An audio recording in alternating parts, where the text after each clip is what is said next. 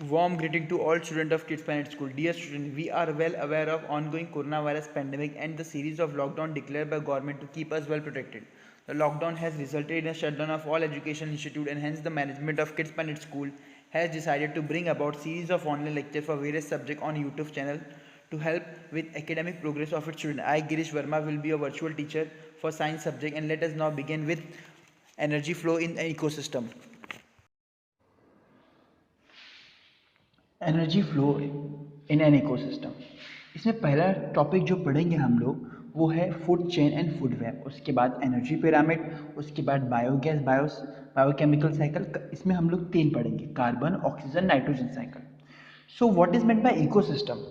Ecosystem होता क्या है? इकोसिस्टम ये है कि कोऑर्डिनेशन किसके बीच में, नॉन लिविंग और नॉन लिविंग थिंग के बीच में, लिविंग थिंग और नॉन लिविंग थिंग के बीच में कोऑर्डिनेशन को हम लोग बोलते हैं इकोसिस्टम। इसके बहुत सारे इसके टाइप्स होते हैं। अब इसमें किसके किसके बीच में इंटरेक्शन होता है? बायोटिक और अबायोटिक। बायोटिक मतलब लिविंग ऑर्गेनिज्म, अबायोटिक मतलब नॉन लिविंग ऑर्गेनिज्म। अब energy flow in the ecosystem. अब एनर्जी कैसे फ्लो होता है? एनर्जी इकोसिस्टम में पहले प्रोड्यूसर, सबसे पहले प्रोड्यूसर कौन है? प्रोड्यूसर मतलब वो है जो फूड प्रोड्यूस करता है, जैसे कि प्लांट प्रोड्यूसर है। कंज्यूमर मतलब जो कंज्यूम कर रहा है। उसके बाद सेट्रोफाइज, पेट्रोफाइज, पेट्रोफाइज मतलब वो है जो, पेट्रोफाइज डिकम्पोजर वो है जो जब ऑर्गेनिज्म मर जाता है तो उसकी बॉडी को वो लोग डिकम्पोज करते हैं। अब यहाँ पे इनको कुछ ट्रॉपिकल लेवल्स में डाला गया है, आप लोग देख सकते हैं। You can see a primary consumer. Primary consumer वो है जो बेसिकली डायरेक्ट प्लांट्स के ऊपर डिपेंड करता है, उनकी लीव्स को खाता है, उनकी डिपेंड करता है उनकी लीव्स को, उनके फ्लावर्स को। जैसे कि example grass hopper, grass hopper leaves खाता है, स्क्विरल्स, एलिफेंट्स, ये सब जो प्लांट के ऊपर डिपेंड है। नेक्स्ट है सेकेंडरी कंज्यूमर। अब सेकेंडरी कंज्यूमर कार्निवरस एनिमल्स है, बोल सकते हैं हम इन्हें। अब ये जो है वो हर्बीवरस पे डिपेंड है, मतलब जो प्लांट खाने वाले ये उनको खाते हैं, उनका वो खाना इनका है। उसके बाद है एपेक्स एंड टॉप कंज्यूमर। अब ये जो है ये एपेक्स और टॉप कंज्यूमर ये कार्निवरस को खाते हैं बेसिकली। ये भी कार्निवरस ही, मगर ये बेसिकली सेकेंडरी कंज्यूमर को खाते हैं, सेकेंडरी कंज्यूमर को खाते हैं।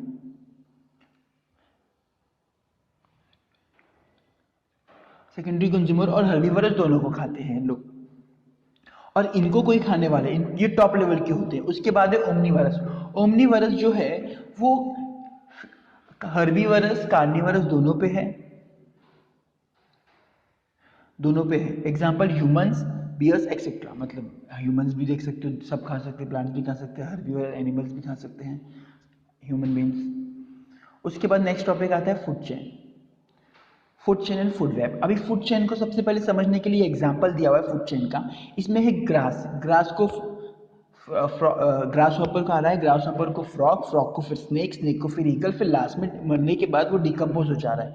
अब दिख रहा है, अब इसमें 4 से 5 ऑर्गेनिज्म इन्वॉल्व है, मतलब फूड चेन में 4 से 5 ऑर्गेनिज्म इन्वॉल्व होते हैं। इसके बाद ये फूड चेन जो रहता है ये ज़रूरी नहीं फिक्स फूड चेन है, इसमें भी और भी ऑर्गेनिज्म इन्वॉल्व हो सकते हैं। जैसे कि फ्रॉग को कोई और भी खा सकता है, ज़रूरी नहीं फ्रॉग को स्नेक ही खा ले, और भी बहुत सारे जानवर जो फ्रॉग खाते हैं। An organism may be prey for many other organism. एक ऑर्गेनिज्म जरूरी नहीं उसको एक ही दूसरा मतलब अलग ही दूसरा एक ऑर्गेनिज्म, उसके ऊपर बहुत से और ऑर्गेनिज्म खा सकते हैं।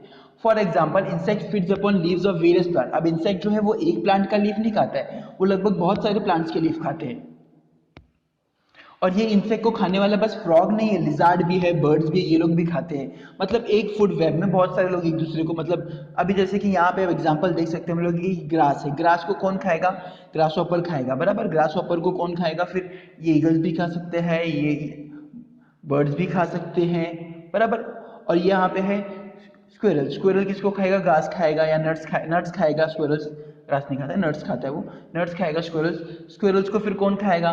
फिर स्क्विरल्स को बेसिकली खा सकते हैं, टाइगर खा सकता है, और भी बहुत सारे ऑर्गेनिज्म खा सकते हैं स्क्विरल्स को। उसके बाद डियर, डियर प्लांट्स पे डिपेंड करता है, मतलब एक ऑर्गेनिज्म को पर्टिकुलरली वो एक दूसरा ऑर्गेनिज्म नहीं, बहुत सारे ऑर्गेनिज्म खाते हैं। अब यहाँ पे हम लोग ट्रॉपिकल लेवल पे जाएंगे। ट्रॉपिकल लेवल, अब यहाँ पे एक डायग्राम दिख रहा है आपको, इसको ट्रॉपिकल लेवल बोला जाता है। इसमें देखो सबसे नीचे का जो है वो सबसे बड़ा पोर्शन होता है, मतलब वो सबसे बड़ा रहता है। अब यहाँ पे नीचे कौन है? प्रोड्यूसर। प्रोड्यूसर सबसे बड़ा है। उसके बाद जैसे जैसे ऊपर जाएंगे डिक्रीज होता जा रहा है। एनर्जी डिक्रीज होती जा रही है। अब हम लोग पहला वाला सबसे ज़्यादा क्या प्रोड्यूसर है, फिर उसके बाद जो हर्बीवरस आता है उसको फर्स्ट ट्रॉपिकल लेवल बोलते हैं, फिर कार्निवरस जो आता है उसको सेकेंड ट्रॉपिकल लेवल बोलते हैं, फिर ओमनीवरस जो आता है उसको थर्ड ट्रॉपिकल लेवल हम लोग बोलते हैं।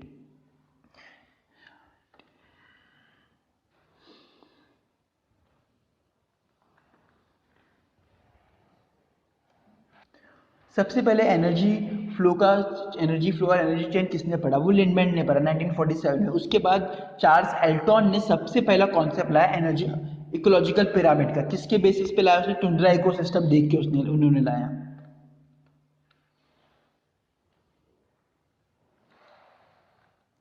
अब नेक्स्ट वाला डायग्राम हम लोग देखने जा रहे हैं। अब यहाँ पे एक चीज बहुत ध्यान देने वाली बात है, जो एनर्जी है वो टोटल अपर लेवल पे नहीं जाती है, उसमें से बहुत कम एनर्जी ऊपर जाती है। अभी हम लोग यहाँ पे देखेंगे एनर्जी पिरामिड में स्ट्रक्चर दिख रहा है 7.4 डायग्राम हमें दिख रहा है। अब यहाँ पे फाइटोप्लैंटॉन्स। अब ये फाइटोप्लैंटॉन्स का काम क्या है, ये बेसिकली जो होते हैं ये छोटे छोटे प्लांट्स होते हैं जो सी में रहते हैं। अब इनको जू प्लैंटॉन्स खाते हैं, जो छोटे छोटे ऑर्गेनिज्म है जो सी में रहते हैं, फिर उनको फिशेस खाती है, फिर फिशेस को ह्यूमन। अब यहाँ पे अगर हम देखेंगे तो स्टार्टिंग में 10,000 कैलोरीज रहता है, 10,000 कैलोरीज। इसका 10% ऊपर जाता है, वो है 10,000 कैलोरीज। फिर इसका 10% जाएगा ऊपर, वो है 100 कैलोरीज। फिर उसका 10% ऊपर। अब हम लोग देखेंगे कि सन सबसे बेसिक जो एनर्जी का सोर्स है वो है सन, बराबर। सन से ये ग्रीन प्लांट्स में जाता है, ग्रीन प्लांट से हर्बीवरस में, हर्बीवरस से कार्निवरस में, फिर डिकम्पोजर में, फिर वो सॉइल में आ जाता है, फिर प्लांट को चले जाता है। मगर जो एनर्जी बेसिकली आती है हमें वो सन से आती है। क्या एनर्जी सन तक वापस जा सकती है? नहीं। मतलब हम लोग एनर्जी को वन वे पकड़ेंगे, मतलब ये एक डायरेक्शन में ही एनर्जी जाएगी। नेक्स्ट है बायो जियो केमिकल साइकिल। अब हम लोग ने तो अभी तक एनर्जी की बात किए थे, अब हम लोग न्यूट्रिएंट्स की बात करेंगे। हर ऑर्गेनिज्म को न्यूट्रिएंट डेवलपमेंट के लिए चाहिए रहता है, प्लांट को भी चाहिए, एनिमल को भी चाहिए। अब इसका एक साइक्लिक फॉर्म होता है और न्यूट्रिएंट जो रहता है वो साइक्लिक फॉर्म में होता है।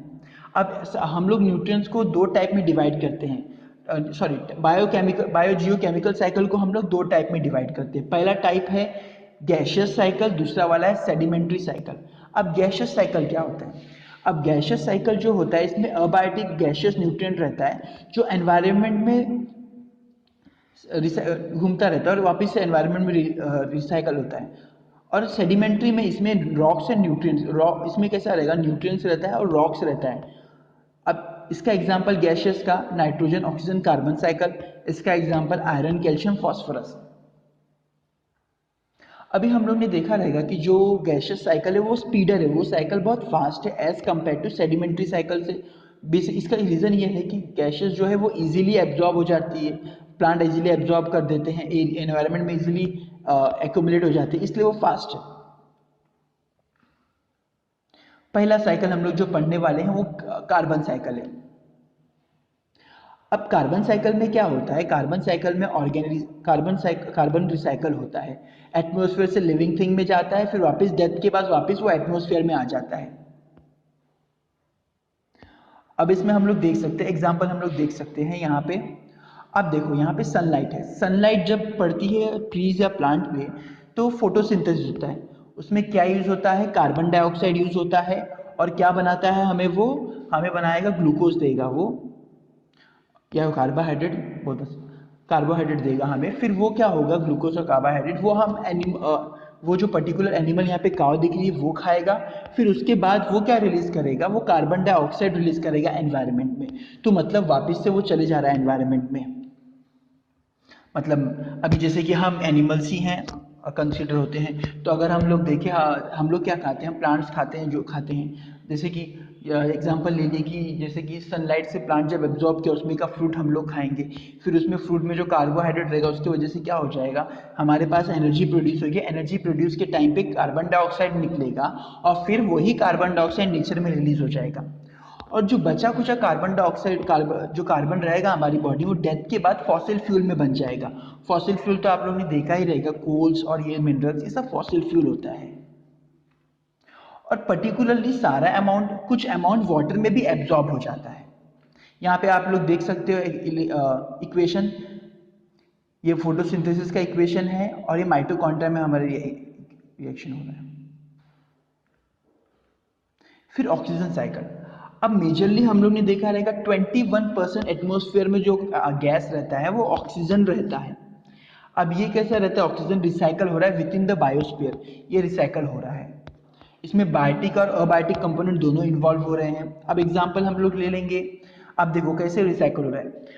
अब सनलाइट जब प्लांट पे पड़ती है तो वो कार्बन डाइऑक्साइड यूज करके एनर्जी कार्बोहाइड्रेट प्लस ऑक्सीजन बनाता है, बराबर। ये ऑक्सीजन फिर एनिमल्स रेस्पिरेट करते हैं, इनहेल करते हैं, फिर वो लोग कार्बन डाइऑक्साइड रिलीज करते हैं, फिर ये कार्बन डाइऑक्साइड प्लांट के पास जाता है और फिर ये ऑक्सीजन बनाता है। मतलब ये साइक्लिक प्रोसेस हुआ। कार्बन डाइऑक्साइड पहले प्लांट ने कार्बन डाइऑक्साइड यूज करके ऑक्सीजन बनाया, फिर वो ऑक्सीजन हम एनिमल्स ने इनहेल किया, फिर हम इनहेल करने के बाद हम कार्बन डाइऑक्साइड बाहर निकालेंगे। कार्बन डाइऑक्साइड जो है फिर से प्लांट एब्जॉर्ब करेगा और उसका फूड और ऑक्सीजन बनाएगा। मतलब ऑक्सीजन जो है वो रिसाइकल हो रहा है एनवायरनमेंट में, एटमॉस्फेयर में। अब ऑक्सीजन जो होता है वो हाईली रिएक्टिव होता है, मतलब बहुत ज़्यादा रिएक्टिव होता है ऑक्सीजन। अब मेजरली जितने भी आप लोग और देखो मेटल देखोगे वो नेचर में डायरेक्ट फॉर्म में नहीं मिलता है, वो ऑक्साइड के फॉर्म में मिलता है, मतलब ऑक्सीजन के साथ कंबाइंड रहता है। वाटर भी ऑक्साइड ही है, वाटर में भी ऑक्सीजन रहता है, कार्बन डाइऑक्साइड में भी ऑक्सीजन रहता है। अब देखो कंबशन जब भी होता है तो ऑक्सीजन यूज होता है, रस्टिंग में भी ऑक्सीजन यूज होता है। नेक्स्ट हम लोग पढ़ेंगे नाइट्रोजन साइकिल। अब 78% जो एयर है, 78 एयर का 78% नाइट्रोजन रहता है, मतलब नाइट्रोजन एटमॉस्फेयर में सबसे ज़्यादा रहता है और ये रिसाइकल भी होता है बायोटिक और अबायोटिक कंपोनेंट के बीच में। अब यहाँ पे हम लोग एग्जांपल देख सकते हैं, NO2 जो रहता है वो बादल में बारिश के बाद वो ज़मीन पे गिर जाता है, उसके बाद उसमें कुछ बैक्टीरियाज ऑर्गेनिज्म उसको अमोनिया बनाएंगे NH3, फिर उसके बाद उसको NO3 बनाएंगे, फिर वो कुछ बैक्टीरियाज उनको वापस रिलीज कर देंगे। और जो हमारे बॉडी में जो रहता है ना नाइट्रोजन कंटेंट, वो हमारे एक्सक्रीटरी के थ्रू, वेस्ट के थ्रू सॉइल में चले जाता है, फिर वहाँ पे वो अमोनिया में कन्वर्ट होने के बाद वो नाइट्राइट्स और नाइट्रेट्स में कन्वर्ट होने के बाद वापस से नेचर में रिलीज हो जाता है। अब हम लोग ने पढ़ा है conversion of nitrogen into nitrites, nitrates and nitrites. हम लोग ने देखा ये अमोनिफिकेशन भी देखा हम लोग ने, ammonification release of ammonia through decompose dead bodies and excretory waste. हमारे जो वेस्ट रहते हैं उससे अमोनिया रिलीज होता है। Nitrification conversion of ammonia into nitrites and then nitrates. अब देखो ना हम लोग ने अमोनिया हमने जो रिलीज किया वो नाइट्राइट्स और नाइट्रेट्स में कन्वर्ट होता है। Denitrification conversion nitrogen compound to gaseous compound. अभी जो नाइट्रोजन कंपाउंड जो रहता है वो गैसियस में कन्वर्ट होता है, ये वाले स्टेप की बात कर रहा हूँ, ये वाले स्टेप की, यहाँ पे ये वाला step.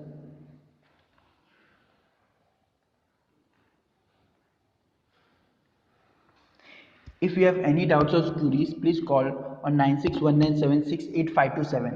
Your doubt will be solved by our team. Thank you for watching video and please like this video and subscribe our channel.